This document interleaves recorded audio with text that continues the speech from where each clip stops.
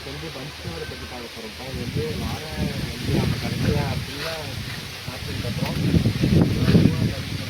சாப்பிட்டதுக்கப்புறம் இந்த பேக் வந்து நம்ம கீழே இருந்து மேலே போடுவோம். அதாவது கீழே இருந்து போடுறப்ப மேலே நாட்டு கட்டுவாங்க, கடைசியில் தண்டுன்னு சொல்லுவாங்க. அது ராட்டாக அதாவது அழுகாமல் இருக்கிறதுக்காக இந்த வெயில் இந்த அது வளர்த்த காற்று அந்த மாதிரி இதெல்லாம் அந்த பெஸ்ட்டில் இருக்கிறதும் அந்த பூச்சிலாம் தடுக்கிறதுக்கு நம்ம அதை போட்டு கவர் பண்ணுவோம்.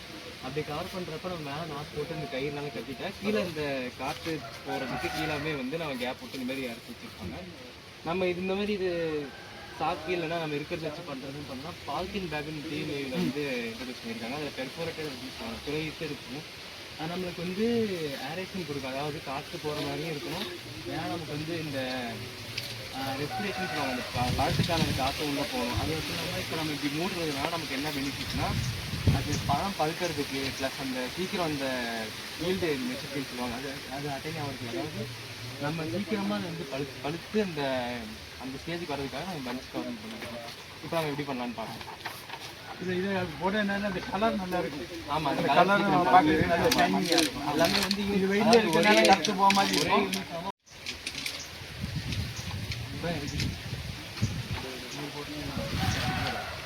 பார்த்தியா இருக்கும். சரிங்க.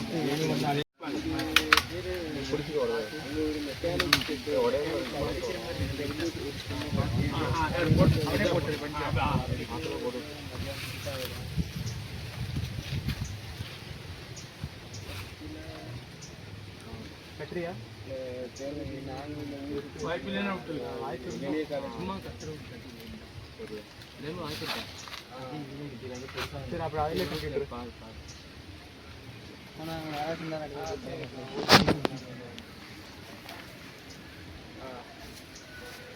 ஹிந்திலாம் ஆட்கள் அங்கே ஒன்றும் இல்லைப்போ ஆளு கிடையாது.